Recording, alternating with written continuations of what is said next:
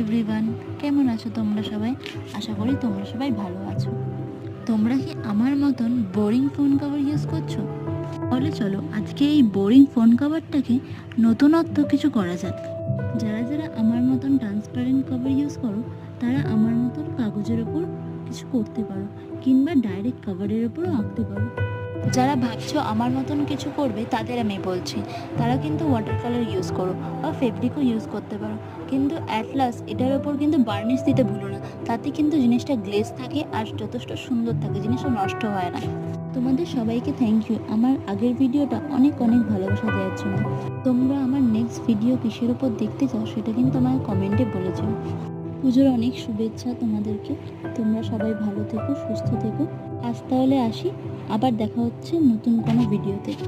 যাচ্ছ কোথায়? ভিডিওটা লাস্ট পর্যন্ত দেখে যাও আর বলে যাও কেমন লাগলো।